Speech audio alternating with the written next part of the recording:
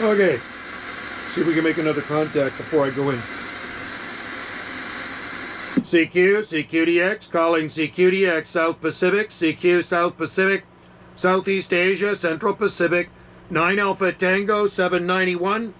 This is 9 Alpha Tango, 791, Gulf Islands, North Pacific.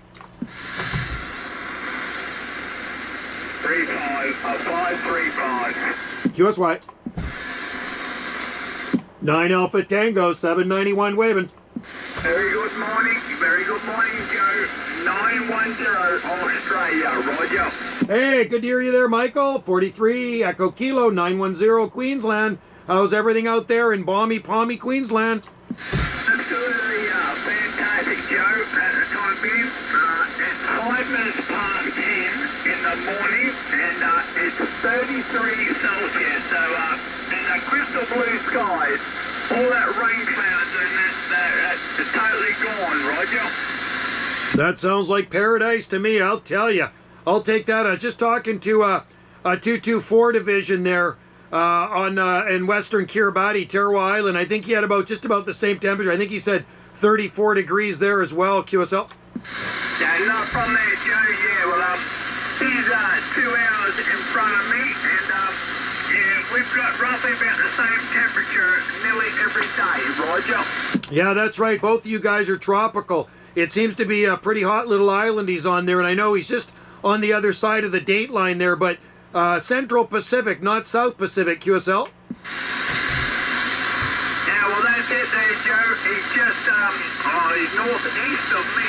He's northeast of me, and yeah, he's north of New Zealand.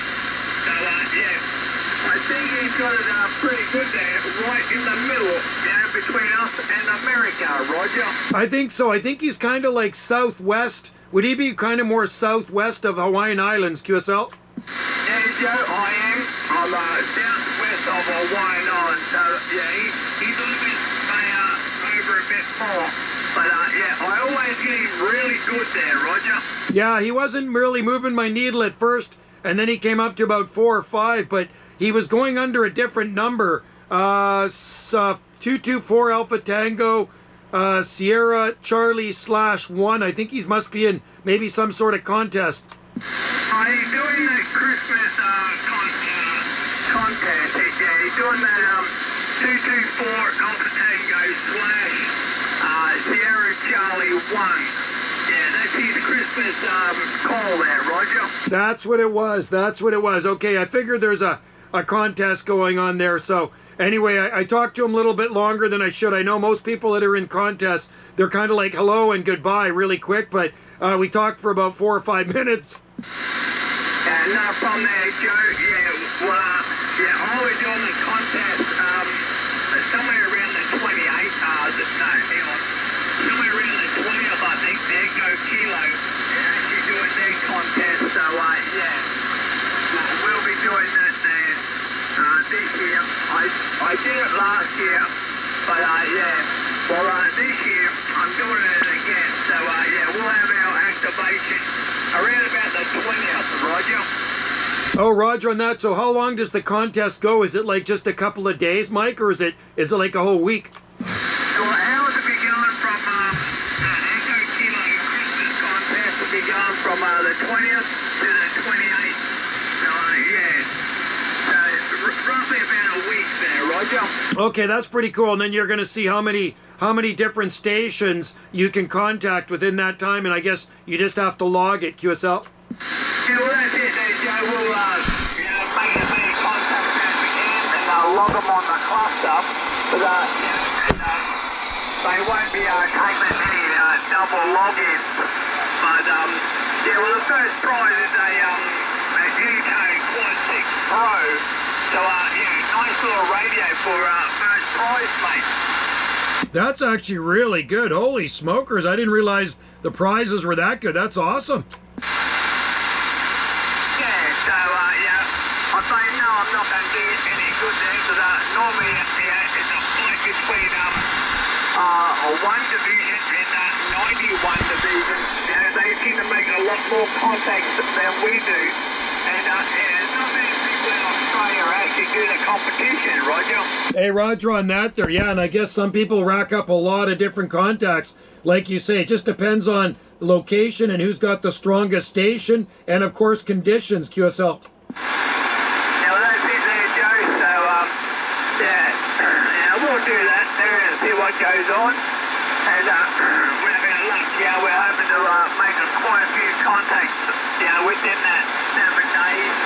But, you never know there, Roger. Well, no problem. If I hear you out there, I'll come in really fast. I'll say howdy. I'll give you a quick radio check and I'll get out of there, because I know when people are in contests, it's like a really quick contact, and then they go on to the next person, QSL. Yeah, no problem there, Joe. Yeah, well, a lot of them do, so, yeah. But, I may enter the contest, but, I really don't care if I win or lose there, Roger. Yeah, it's just fun to go in it and just to see how many different people you can talk to. Myself, I like to talk to people for a long time, so it would be difficult for me to go in a contest, because whenever you and I talk, we have a good long queue, so there, QSL.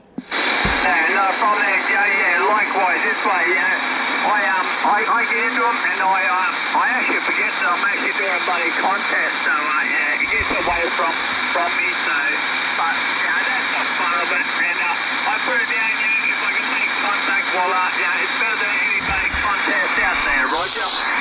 Yeah, it's a lot of fun, and I do hear a lot of people. There's one guy that goes around to different islands, their activation, Delta Alpha. You probably talked to him. There's a guy, I think the guy lives in Europe somewhere, but he goes to all these South Pacific tropical islands, and he tries to make lots of contacts from those islands. I think his name might be Darren.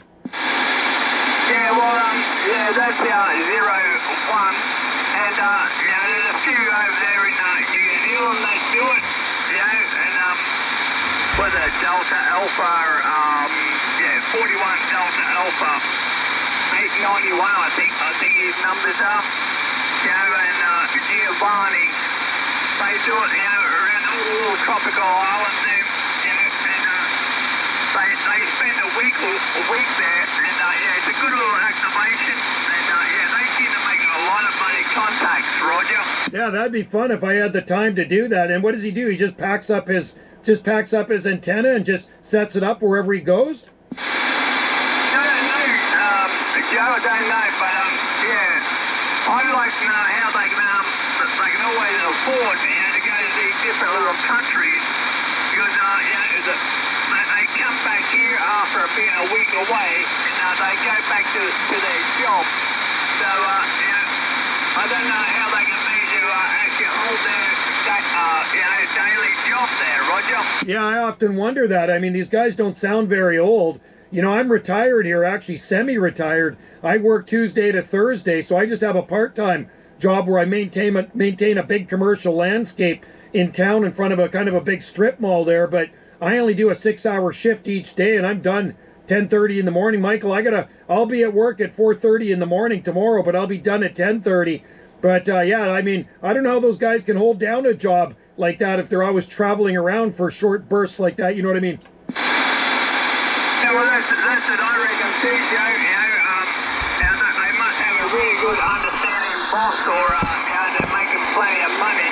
And but I just don't know how people can afford to travel, especially the cost of a flight. And then you fly there, and then you have the accommodation, and then you got to fly all the way home. So I don't know how anyone can afford it there, Roger. Yeah, I know it is. It's very expensive, especially those little islands. My God. So maybe the guy's a digital nomad. Some guys can work on their computer, so they just kind of take their work with them, QSL. Yeah, I know, but that would get a bit boring after a while there, especially if you're on a little island in the middle of nowhere. You'll actually end up forgetting that you've actually got to bloody work. And that'd be a pain in the butt for me, Roger. Yeah, for me too. No, I'd only stay there for a short time. I totally agree. You know what I mean? We go to Maui and we'd stay there for a month every winter, but it's just getting so bloody expensive to travel, like you say. First of all, your plane ticket, then the exchange rate on the Canadian dollar, and then then you got to rent a condo, then you got to rent a car and food. It costs thousands of dollars. Yeah, well, I just don't know how anyone can actually afford it, mate. I'm actually thinking about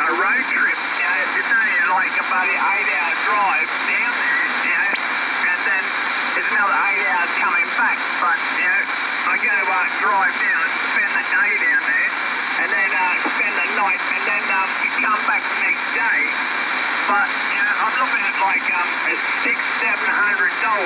just for accommodation, fuel, and food, mate. So you really bloody can't afford too much, I know what you mean, man. The price of fuel is expensive too. I don't know what it's like in Australia, but it's certainly expensive on our little island here. It's like for 1 liter of petro for the cheap grade regular is $1.59.9, so it's about $100.60 per liter for the cheapest grade fuel on our island, QSL. So here at the time being, Joe, we've got diesel, 1 liter of diesel, nearly $2.